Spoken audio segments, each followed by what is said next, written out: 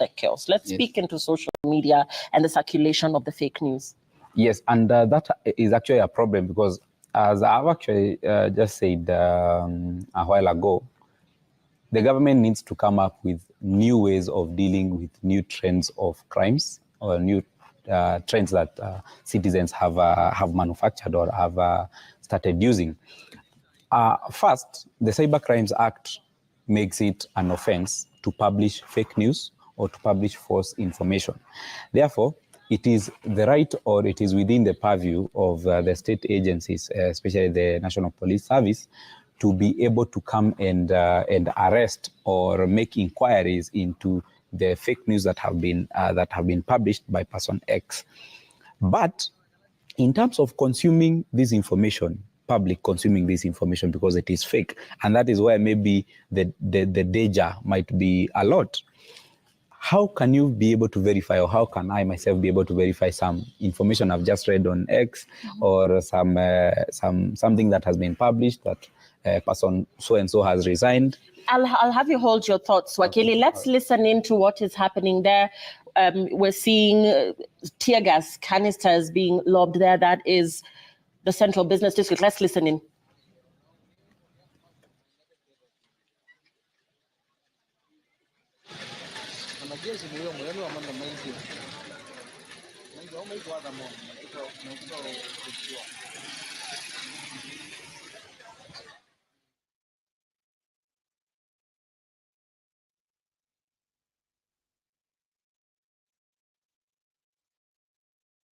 CBD there, where we're seeing heavy police presence, several arrests being made and tear gas canisters being lobbed there. The CBD has little activity going on. We've seen a few commuters milling in and about the CBD. We've seen scenes from City Hall, the Nairobi County Green Army members running up and about, removing debris which had been littered on the road from the anti-finance protests. We're seeing major roads within Nairobi city barricaded by police, even as we see public service vehicles going in and out. However, very little traffic presence being seen in those areas. In downtown areas, earlier we saw pictures from Moi Avenue, Tomboya, Ronald Ngala, Mfangano streets. The areas were almost empty. Most businesses closed there, and very few people milling about, probably leaving the city center. On my way here to work as well, outside our offices here and towards State House, heavy police presence there. And these are roads that are normally full of traffic around this time. Police presence there, police in uniform spotted in various parts of the city, as well as Mombasa, Kisumu, Nyeri, and of course, all roads leading to Parliament sealed off with heavy police presence around the buildings. Police are blocking vehicles and pedestrians seeking to gain access to any of the sealed off roads, including Parliament Road, a section of Harambee Avenue, as well as Cardinal Otunga. At the same time, police have mounted security checks on all roads leading to State House, Nairobi. And this, of course, following demonstrations by the Gen Z, which have now invited millennials, Gen X, and everybody else who chooses to participate in the anti-finance bill protests. And this, of course, coming despite President William Ruto's decision to send the contentious finance bill back to Parliament. And this is what we're seeing as of now. We have seen several arrests that have been made. We've seen anti-riot police turning away motorists, border riders, as well as pedestrians. And the roads affected around, the city here in Nairobi include Processional Way, Valley Road, Jakaya Kikwete Road, Dennis Pritt Road, State House Avenue, and adjacent feeder roads. Earlier today, we saw Kenya Defense Forces on standby at Nyayo Stadium, Nairobi. This, of course, ahead of any planned protests in the capital. And as of now, we were waiting for word from the High Court regarding a ruling on whether or not the deployment of the Kenya Defense Forces is legal or whether that would in fact take place following a Gazette notice by Aden Duale, Defense CS. And, today's mood rather relatively calm following Tuesday's occurrences where we saw destruction of property, including parliament buildings, including the Supreme Court. Part of City Hall was on fire as well. And so today, a relatively calmer day, although we have seen police engage protesters in running battles. Arrests have been made. We have seen lobbing of tear gas as well. And as of now, what we are awaiting is word from the High Court as to whether or not the KDF will be deployed. The LSK moved to court to contest this, saying that this was in fact illegal and that there was no state of emergency warranting the need of the deployment of the KDF, as what was actually happening are peaceful protests, and that Kenyans do in fact have a right to protest peacefully. We are going to be waiting to hear whether the High Court will give a way forward regarding that. But as of now, protests are underway in different parts of the country, even as KDF officers remain on standby, patrolling different parts of Nairobi where we have seen them, and police continue to cordon off roads leading to State House, Nairobi. People continue, of course, to express their sentiments around the contentious finance bill on sections of social media, on X. And even as that continues, we will wait to see whether or not the LSK will have its day in asking that the KDF are held off, as no such occurrence, according to the LSK, has happened since the 1982 coup. President William Ruto yesterday spoke in a televised address to the nation, where he said that he had had the voice of the people and had in fact declined to sign the Finance Bill 2024. He proposed, of course, a raft of amendments to the bill. But what we do know of now is that Parliament is in fact in recess. The president, in his televised address yesterday, proposed that within the next 14 days, a multi-sectoral, multi-stakeholder oneshe za maafisa nitakwenda kuangalia kwa ukaribu niweze kujua kama ni maafisa wa polisi wa kawaida ama ni maafisa wa polisi wa kijeshi, nitakwambia baadaye, lakini ni ziara ambayo inafanywa na maafisa wa polisi kuhakikisha kwamba hapa town leo hii kuna usalama na kuna utulivu. Nije kwa dakika yako moja, Alphonse Kanga, kuweza kuzungumza kuhusiana na, nataka uzungumze na wale ambao wanaandamana. Kwanza ningesema hivi, vijana tunajua nyinyi ni 18 million. Tunaheshimu, nyinyi ni watoto wetu. Hatuna jambo lingine. Chochote ambacho tumeweka pamoja ni chenu, inji ni yenu na inji ni yetu. Tafadhali tuhakikishe ya kwamba hasira ni hasara, tupoesha hasira.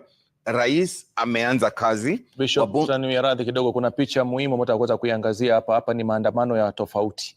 Hawa ni vijana Kakamega ambao wako wameshika bendera, lakini wao wanaandamana kuweza kupeleka heshima na pia kutoa risala za rambirambi kwa familia ya mama mmoja muuzaji matunda ambaye alipigwa risasi na akafariki siku ya Jumanne. Kwa nafikiri kwamba wao wameweza kuandamana kuweza kumpa heshima yake tu kama mpambanaji ambaye aliweza kupigania hili ambalo rais hapo jana alikubaliana na maoni ya wengi kwamba sitatia saini narudisha, lakini kwa bahati moja, bahati mbaya manzuri, ataweza kushuhudia labda pengine ushindi huu kama utapatikana wakati wa bunge watakuja pamoja na kufanikisha hili. Lakini kwa wale vijana, kwa ile jamii, kwao yule ni shujaa na wanamwenzi kwa njia ya peke yake, na pia kutanguliza bendera ya taifa. Wanapitisha ujumbe mmoja kwa waliyafanya haya kwa mujibu wa taifa, hawakuyafanya haya kwa maslahi yao binafsi. Nitakupa nafasi uendelee, Alphonse. Asante. Na tukifanya makosa, shida ni kurudia makosa. Vijana tumesema kwamba injini yetu, wale wanapeleka ile heshima, tuko pamoja na hao, tunaombea. It's unfortunate, lakini tunaombea wale wamepata shida, lakini tujue kwamba kuna kitu ya sisi kuprotect. Lakini wabunge, ningependekeza hivi. Tafadhali wabunge, tuache unafiki. tuwe na uwazi, tufuate sheria, tutekeleze sheria yetu ya 2010. Na wabunge, kuna lugha ambayo inasemwa na vijana, tuache mchezo ndani ya kazi. Tafadhali usisimame pande yako bila kujali pande ingine, ndio inaitwa mchezo ndani ya kazi. Wabunge, tafadhali, nchi ni yenu na tuache ujeuri ya kuzaliwa. Mungu alisaidia sana. Asante sana. Na kwa daktari Tofauti, nataka utuzungumze kauli yako moja kwa dakika moja kwa halmashauri ya kukusanya ushuru hapa nchini Kenya. Unaweza kuambia nini? Chenye ningewaambia ni kwanza ni kuwashukuru sana kwa sababu jana waliweza kuongeza ile muda walikuwa wamesema Wakenya waweze kujiandikisha ndio waweze kusamehewa zile zinaitwa tax penalties. Ilikuwa hiyo ni mswada ama ni pendekezo lilianzishwa 1st July 2023. Hiyo pendekezo ilikuwa, hiyo dirisha ilikuwa ifungwe by tarehe 30 hii mwezi, lakini jana wametangaza wakasema kama kuna mlipa ushuru mwenye hakuwa ameweza kupata hiyo nafasi ya kuweza kujiandikisha ndio asamehewe zile penalty zote zimeongezeka kwake, ataweza kupatiwa muda mpaka March next year. Kuongelelea kijumla kwa serikali, mimi ningesema serikali ikuwe na utaratibu ile wakati wanapatiana matumaini ama ahadi wasikuwe unreasonable. Kama hii serikali yenye iko saa hii iliweza kukandamiza hiyo serikali nyingine sana kwa sababu hiyo wakati kulikuwa na maneno ya COVID, hiyo wakati kulikuwa na ile vita ya Russia na Ukraine, na ikakuwa hiyo serikali ilikuwa economy ilikuwa imeanza kudidimia, but hao wakiingia kwa uongozi hawakutaka kutambua hivyo. Walisema makosa si yenye inafanyika huko nje ya COVID, makosa ni wenye wako kwa uongozi. Na wakaweza kupatia Wakenya matumaini kubwa sana, na sasa hivi yenye tunaandamana kwa barabara ni kwa sababu hiyo ahadi hazijaweza kufikishwa. Na mtazamaji, picha hizo tuko nafikiri Nairobi, kama ushatembea maeneo ya Ngara kama sikosei, pale ambako tunaona kwamba palikuwa na moshi moto, lakini tutarudi baadaye kuja kuangalia, fikiri kwamba ni maeneo ya Ngara pale ambapo hali si nzuri sana katika maeneo. Najua kwamba ni eneo ambalo lina wafanyabiashara wengi sana pale ambapo kuna pilika nyingi za wauzaji, wanunuzi na wapita njia. Kwa hiyo nafikiri tutarudi baadaye tuangalie, wanahabari wetu tuambia ni nini kile ambacho kinaendelea. Kwa wale ambao naona katika picha hapo mtazamaji, hao ni combat ambazo ni za wanajeshi, la hasha, hao ni vikosi mbalimbali tu ambao ni polisi wa kupambana na ghasia, wala hakuna mwanajeshi ambaye ako hapo akiwa amesimama kushika doria kwa sasa. Hao ni polisi wale wa kupambana na ghasia ambao ndio ambao wanashika doria katika maeneo tofauti. Hivyo basi usiwe ujui sare ukasema kwamba yule ni mwanajeshi, la hasha. Kwa wale ambao wako sasa hivi hapo ni wanajeshi wale ambao wanapambana sana na ghasia, na ndio maana wako hapa kupambana na hilo, ni kikosi maalum. Naam, tukija kwako Sheikh Ibrahim Lidhome. Naam. Ukiangalia pale ni maafisa wetu wa polisi wakiwa wanapiga doria kuhakikisha kwamba usalama unaimarishwa na shughuli za kawaida zinaendelea. Naam. Nataka kauli yako kwa dakika uweze kuzungumza kwa rais na naibu wake wa rais, kwa sababu kilichojiri jana kiliofisha, lakini kama tuzungumze, tuangalie Ngara jinsi mambo yalivyo mtazamaji. Moto unawaka, moshi unafuka kwa kweli. Maafisa wa polisi wanajaribu kufyatua vitoa machozi, na ni picha ambayo ina maswali mengi. Tutaangalia vizuri tupate uhakika ni wapi hasa maalum, lakini ni hapa katika kaunti ya Nairobi.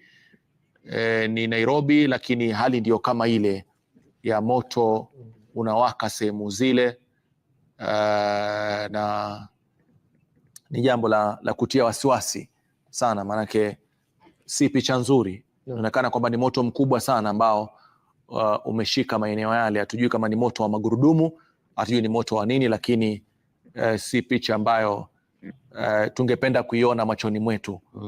Kwa kweli, tukiangalia mahali tunapotoka, historia yetu na mahali tulipo na mahali tunaelekea, tunamwambia nini rais na naibu wake? Sheikh Ibrahim Lidhome. Tungependa kumwambia hivi, yeye ni Mkenya mwenzetu, na yeye ni Mkenya sio kwa bahati mbaya, ni kwa mapenzi ya Mwenyezi Mungu, na aogope sana asiingie katika kumbukumbu za historia kuwa wakati alipokuwa kiongozi ndio nchi iliharibika. Nafikiri itakuwa ni historia mbaya sana itakayosomwa na watoto wake, wajukuu na vitukuu katika historia ya Kenya, kuwa wakati wa utawala wa rais fulani na makamu wake nchi iliharibika. Afanye bidii, amwogope Mwenyezi Mungu, na tunamwombea Mwenyezi Mungu amsaidie kuwa afanye lolote ambalo anaweza, na tunaamini anaweza kuhakikisha wakati wa utawala wake nchi haikuharibika, kwa sababu hapa duniani tutamhukumu vibaya sana na kwa Mwenyezi Mungu atahukumiwa vibaya zaidi. Huo ndio wasia wangu na tunamwombea Mwenyezi Mungu. Na bila shaka maneno mazito sana kutoka kwa Sheikh Ibrahim Lidhome kwamba usipojipanga vizuri na hapa utahukumika na mbele pia uende ukahukumika, lakini jipange na peke yako haitawezekana, lakini asasi ambazo zinakuzunguka zikishirikiana kufanya kazi kikamilifu na kuweka utaifa mbele, tutafaulu kama taifa, mtazamaji. Na kuna ile hoja nyingine ambayo ungependa kuizungumzia tu ambayo imeonekana kwamba kuna ile imeanza watu kuotesheana vidole vya lawama. Nafikiri kwa sasa hivi sio muda wa kuotesheana vidole vya lawama vya kwamba labda yule. Sasa hivi ni kuweza kuituliza hii hali na kufanya kwamba taifa lina amani na kufanya kwamba tuko kama watu wamoja, alafu baadaye kama kuna hizo lalama tutazizungumzia tukiwa na ithibati na ushahidi kwamba kweli huyu alihusika, huyu hakuhusika. Kwa hivi sasa nyanya yangu ambaye ako kule maeneo ya waki wanatizama na babu yake mwingine akiwa kule maeneo ya Mandera, wao wanachohitaji ni amani na utulivu, na wanachohitaji zaidi ni serikali ambayo itakuwa inatoa huduma kwa kila Mkenya bila kujali anatokea wapi, bila kujali kwamba aliunga ama kuunga mkono sijui serikali ni. Hayo ndio masuala ambayo yanatakikana. Kwa hiyo nafikiri ni jukumu kubwa sana la viongozi wanapokuwa wanarudi katika majukumu yao, kujua kwamba hii nyakati ama wakati huu sio walalama, wakati huu ni wa kuweza kuileta taifa pamoja na pia kujifunza kutokana na kile ambacho kimefanyika. Tuangalie mbona tumefikia hapa. Kuna haja gani ya watu kusema na kusemezana? Wanasema kwamba tunakubaliana kwa kutokubaliana. Hiyo ndio sera nzuri kabisa ya uongozi. Lakini kama wataka lazima ukubaliwa kila chako, inakuwa shida. Na wananchi pia nao wajaribu kuweza kutoa nafasi kwa majadiliano na maongezi ili tusonge mbele zaidi. Manake kumbukeni, kuna Kenya baada ya mimi na wewe kuwepo duniani, na kutakuwa na Kenya baada ya wengine watakaokuja hapa duniani. Naitwa Rashid Abdalla, niweke mahali pema moyoni.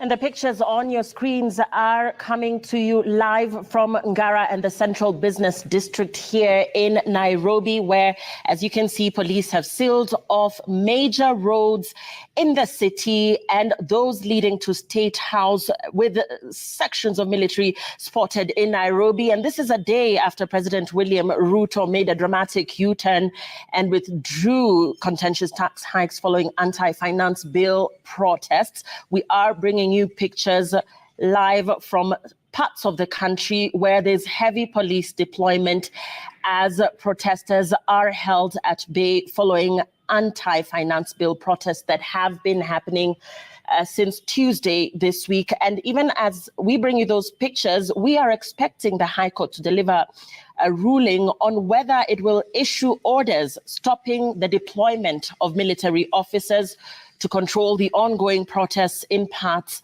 of the country. This is after Defense CS Eden Duale announced the deployment of the military following the anti-finance bill protests. And according to Duale, the deployment was in response to the security emergency caused by the violent protests in various parts of the country. We are awaiting that High Court ruling on whether or not there will in fact be a deployment.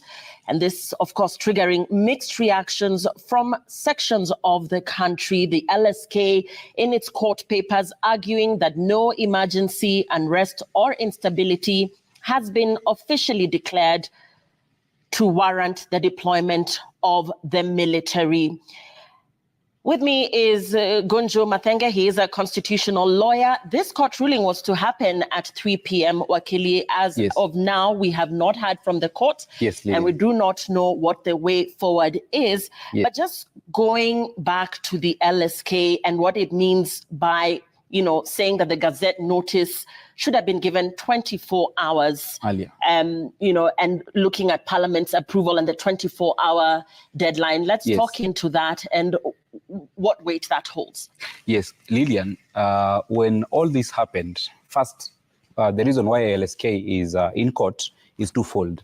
There is a procedural challenge and there is also a substantive challenge into the deployment of the KDF into the streets within the borders.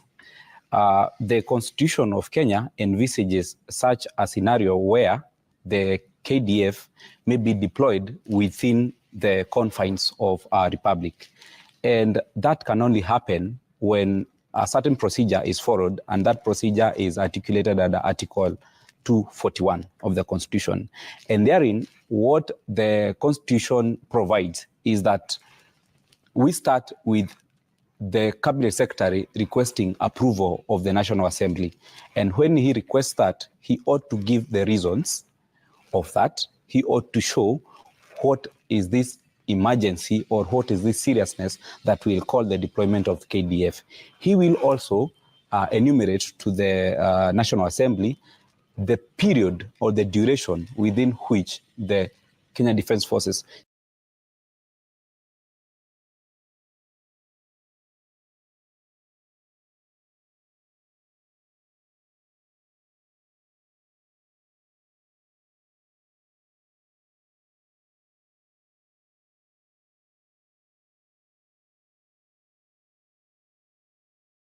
shall be deployed to the streets or within the Republic. He will also say in which place and in which location will the KDF be deployed, so that they are not deployed indiscriminately in any part of the Republic. Therein lies our problem with the CS for Defense, Honorable Aden Duale, because you will remember he issued that Gazette notice on an evening without the approval of the National Assembly. The following morning, very early, the National Assembly convened, and within 30 minutes, they had discussed that request and approved, whereas the Gazette notice, had been gazetted a day earlier. So it was a case of shooting first and then aiming later. And that is where our problem is, despite also having an issue with the substance of that deployment, because that deployment ought to be done within the confine of the law, and there has to be a reason. Is it that the National Police Service has failed? Is it that we are in a state of emergency? Is the scenario that is ensuing right now within the country, does it really deserve the deployment of the Kenya Defence Forces? Those are the questions we are waiting for the court to rule on. Yeah, and the court papers faulted the state for failing to demonstrate that the National Police have been overwhelmed or are incapable of dealing with any peaceful protests. And from the Tuesday pictures that we saw, there was an element of destruction of property when you looked at City Hall being on fire, yes. The Parliament also, sections of Parliament, being destroyed. The Senate and what have you, the Supreme Court as well. In terms of the police's ability to control that, and when we talk about, persons losing their lives as well as destruction of property, surely visually somebody could have argued that in fact the police seemed to have been overwhelmed. Well, it's a proper argument, Lillian, but we have to contextualize this debate and this whole scenario, because what has been happening with the protesters and the police and the claim that the police have been overwhelmed, I don't think, in my view, warrants the KDF. For this reason, the protests, even though they were widespread, we didn't see the magnitude of destruction of property, loss of lives, and unruliness that would warrant the deployment of the KDF. The reason is, unless the government is telling us that they have lost faith in the National Police Service and they are incapable, we shouldn't deploy the KDF. Okay. For the simple reason that the Kenya Defence Forces are not trained to deal with civilians. They are purposely trained to deal with external forces who are a threat to the sovereignty of our nation. Therein, Lillian, when the Cabinet Secretary issued that Gazette notice, he never bothered to explain the reasons. The National Assembly, further, and these are some of the reasons why we read mischief. The National Assembly and its proceedings, they were not public. Yeah. There has been no communication as to the reasons why that decision was taken and as to why the request was made. Mm-hmm. The CS has not told the country through the National Assembly that we have been overwhelmed, so we can just guess ourselves. Mm-hmm. He has not told the country through the National Assembly that the situation as it is so grievous and dangerous that if we don't involve the KDF, we are going to slide into anarchy. Mm-hmm. They have not done that. And what about the Ministry of Defence's counsel, terming these chaos as characteristic of something that has been experienced in the country before, and that this situation falls squarely in a situation of emergency, that in such a state of emergency, this kind of deployment has in fact been done before. So this is not a unique case where, for instance, the Ministry of Defense has had to come out and rather pull such a move. I think, Lillian, there is some dishonesty with the Ministry of Defense and the government at large, the executive arm, because when such a scenario happens, there is no need of secrecy. Mm-hmm. We are living in this nation unless something has happened outside what we have been seeing, mm-hmm. or unless there is something that we are not being told. There has been no reason of requesting or even deploying the KDF. Right. And what happened, maybe they think in their wisdom was so much, is maybe the occupation of the National Assembly, mm-hmm. by protesters on Tuesday. And whereas that has never happened in this country, where such an institution has been occupied by protesters, the government should also ask themselves, how did this happen? Uh-huh. How did we get here? And after asking that question, because the government and at large the executive specifically, they had the benefit of intelligence, of National Intelligence Service. They ought to have known this would happen. And it is not actually a matter of National Intelligence Service, Lillian, because it was actually in the public domain. Yeah. Everybody was saying, there was actually a hashtag Occupy State House. So therefore, the government knew that these people are actually intending to finally reach State House. But they ought to tell us, is the National Police Service incapable? Were they overwhelmed? That is the actual thing that they need to tell us. Right. And, the High Court has certified this as urgent, this petition filed by the Law Society of Kenya. We are still waiting to hear what exactly the ruling on this issue is. But in terms of the LSK's argument that the country may be receding into a police state, in layman's language, elaborate to us what that translates into. We are actually fearing that we would say in terms of percentage, 40% we are almost a police state.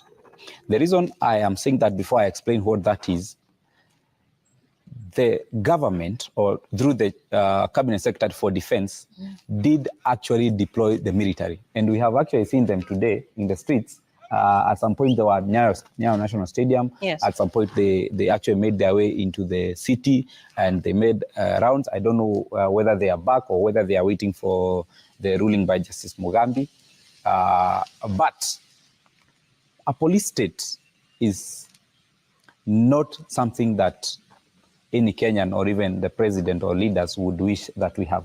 Because in a police state, normally, there are some rights that normally are suspended. You remember when areas like Boni Forest, when terrorism was so much alive, yes, the government would issue curfew. And it would issue curfew from this period to this period. You're not supposed to be outside. From this period to this period, you're supposed to be within your estate. And a police state would be so grievous such that if we slide there, we would not maybe be able to bounce back socially, politically, and even economically, because businesses will be closed and we will only be opened when government says and when government wants. And then you may find some police officers or security officers taking advantage of that. The criminals also, they may also want to take advantage of that, because at that time, several things are suspended. The police are normally outside walking all over. You will be frisked, even if you are not necessarily frisked.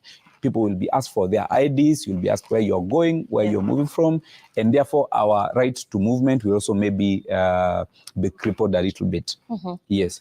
Now, it's generally acknowledged that the military are not professionally trained in dealing with internal security matters, which involve civilians. And what we're seeing is that even as they do their rounds, there's a general sense that there's a heavy military presence. Yes. Going by what this ruling, decides as regards the military's involvement or lack of it thereof, let's look at those two scenarios. Let's begin with the military's involvement in quelling, the violence or controlling the protests that are now countrywide, as you can see. In terms of how far, who is the central point of command in such a case? You're saying that indeed a police state would then mean that movement is controlled. Perhaps there would be a curfew therein. So in terms of the military's involvement in all of this, what are the extreme cases that are likely to be experienced in such a case, and who then would be the central point of command that would put an end to all of this? Yes, Lillian, actually that is the question that the LSK also is asking the court. Is asking the Cabinet Secretary for Defense, and we are waiting for Justice Mugabe to rule. Because, as I have said, when the Cabinet Secretary is requesting for approval of deployment of the KDF, it is normally not just for the sake of it. It is normally something that is thought through. The National Security Council, I believe, have to sit and they have to see this area at this time and for this period of time has to be deployed with Kenya Defense Forces. Now, we are in a quagmire, and we actually don't know when the Kenya Defense Forces personnel land into our streets and they fight the National Police Service personnel, who is going to lead the other? I mean, the National Police Service might want to say, we have been leading this, we are on this, and therefore we know what we are doing. Secondly, the Kenya Defence Forces might come and say, we are the big brothers, we are going to do this, we have come to reinforce, you guys have actually been unable. And therefore, you will remember a while back when we had a situation at Westgate. Yes. When the Kenya Defence Forces were deployed there, and there was actually a problem with the then leadership of the police service and the KDF, because, and actually people have later on argued that there might have been some mishaps that made that scenario worse for lack of leadership. And therefore, the failures that are being created by the Cabinet Secretary for Defense might actually be felt harder when the defense forces get into the streets, because they cannot get into the streets without a structure. And if they get out without a structure, be sure that the situation will be more messed up than they have found it, because first they will have a commotion or a mishap within themselves, whereas they are supposed to be on the streets together to safeguard life and protect property. All right, and we're looking at pictures from different parts of the country as anti-finance bill protests continue.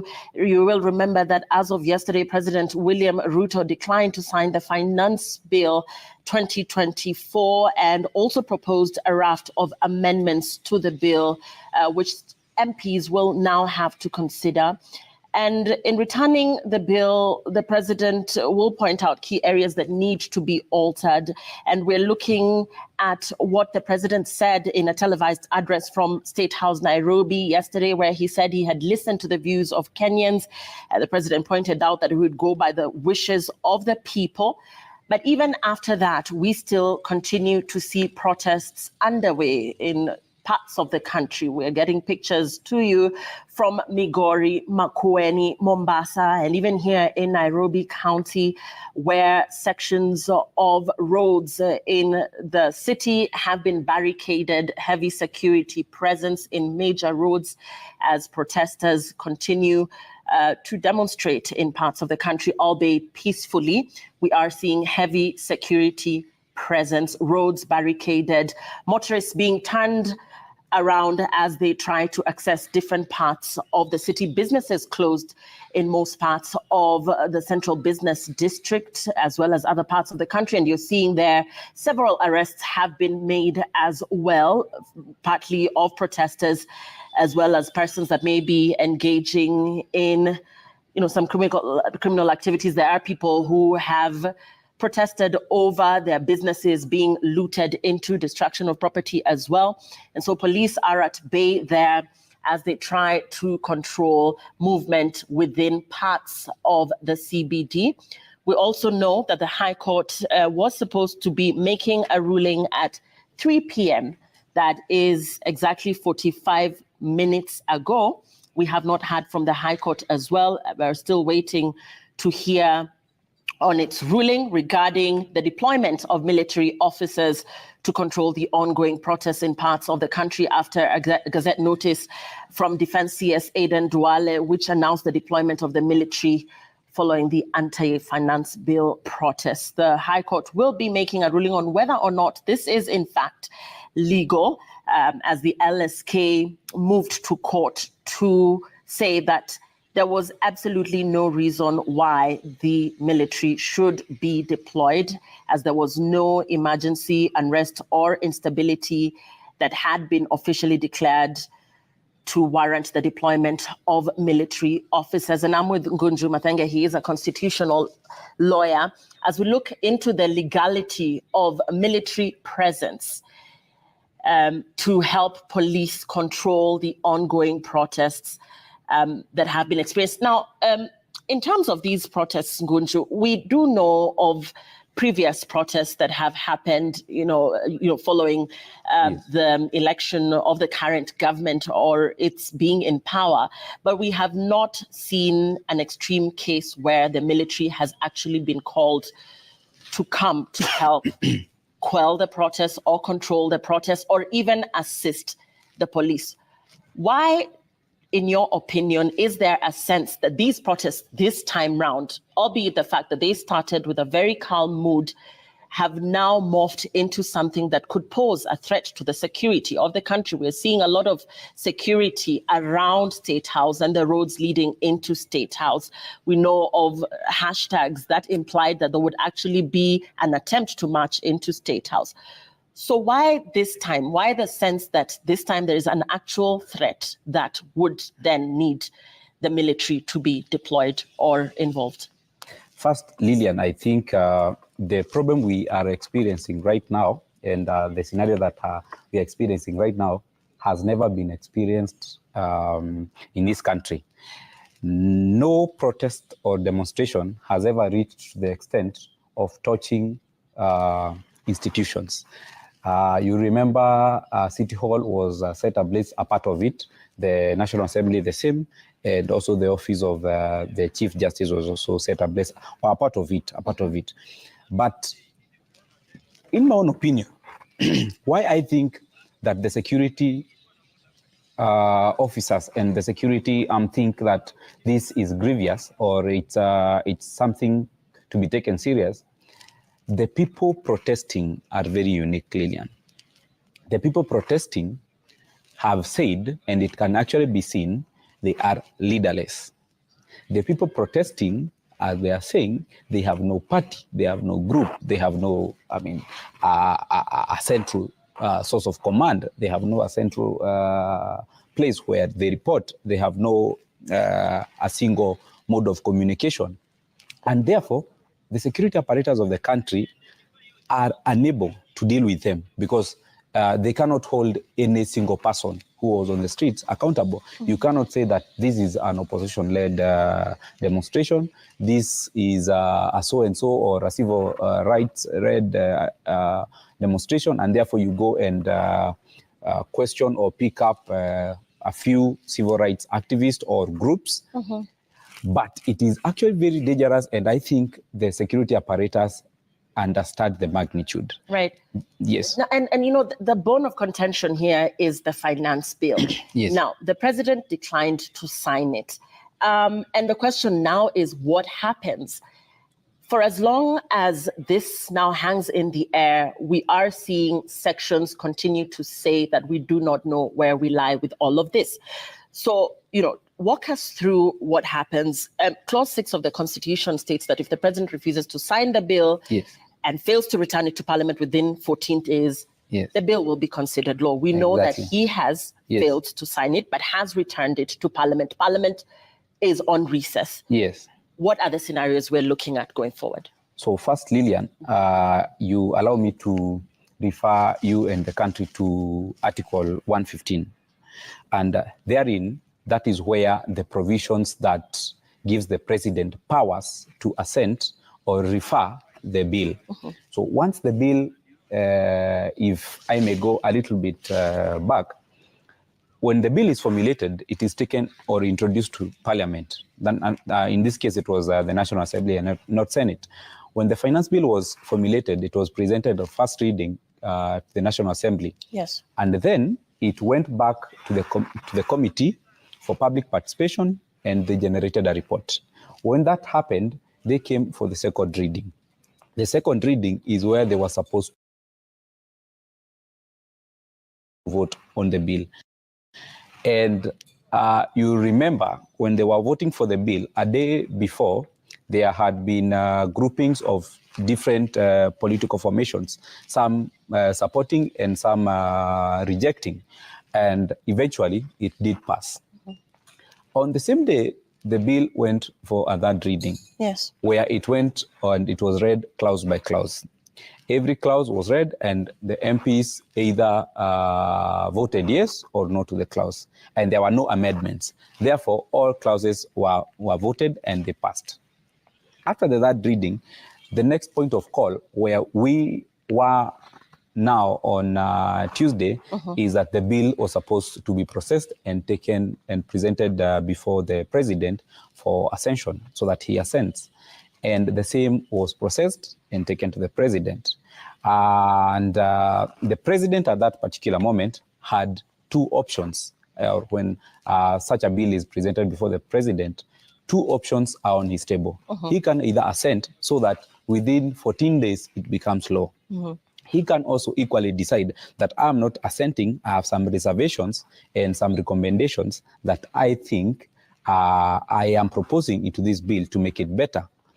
And therefore, he ought to write a memorandum, like the one he did last evening. Right. And when he writes that memorandum, he directs it to the National Assembly so that indicating point by point where he disagrees and his recommendation. And therefore, it goes back to Parliament, to the National Assembly. When it goes to the National Assembly is supposed to reconvene and consider the president's recommendations and reservations. When they do that, they also have include all the president's reservations and recommendations and therefore pass it with those recommendations. They can do partially. They can say, these recommendations, they are good, but not all of them. We are going to pick recommendations A, B, C, and then the rest we are not. So we also, that is the second option. The third option, they can entirely decide that all those recommendations and reservations of the president are not warranted, and according to the wisdom of the House, we don't agree with them, and then they vote. But there is a catch here that when they put in the recommendations of the president, and or when they put either a few of them or all of them, they are supposed to do voting. And that vote has to, so that those recommendations can actually sail through and be part of the bill, they have to be voted by at least 2/3 of the members. Okay. And therefore, that's a big, a tall order. But in this particular circumstance, nothing like this has ever happened. The president, in his memorandum last evening, said and he proposed the withdrawal of a bill. First, that the president cannot withdraw a bill because it's unheard of. It is nowhere in law. Okay. But he also said that in consultation and in agreement with the members of parliament behind him when he was making the speech. So those members of parliament are the one that can go back into parliament, and the only thing that they can do, because the president said that he has listened to Kenyans and Kenyans don't want the bill entirely. That's what he said. Yes. Entirely. Therefore, what entirely means is that every clause of that bill will be deleted, and therefore the mover of the bill, that is the majority leader, Kimani Ichung'wah, has two options. He can either request and send a request to the Speaker of the National Assembly requesting to withdraw the bill entirely. Or he can propose amendments in terms of deletion. And therefore, the process will now go back to second reading.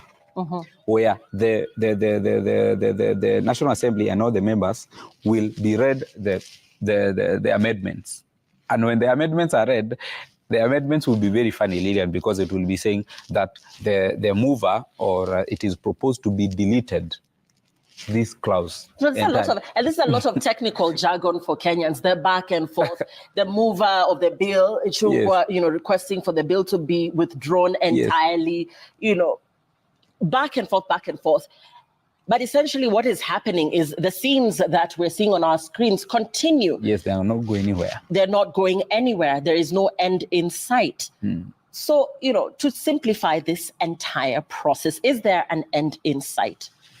There is an end in sight, but we cannot see it because the Speaker of the National Assembly has not called his troops.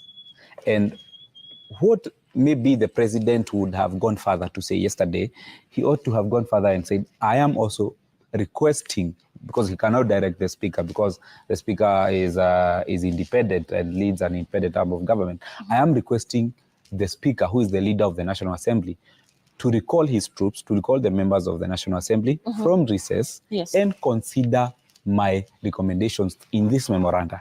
And therefore, the speaker, considering the scenario that we are seeing and how the state has been put, because people are not working. It is actually not a good state to be in as a country. Therefore, the speaker ought to have taken this seriously.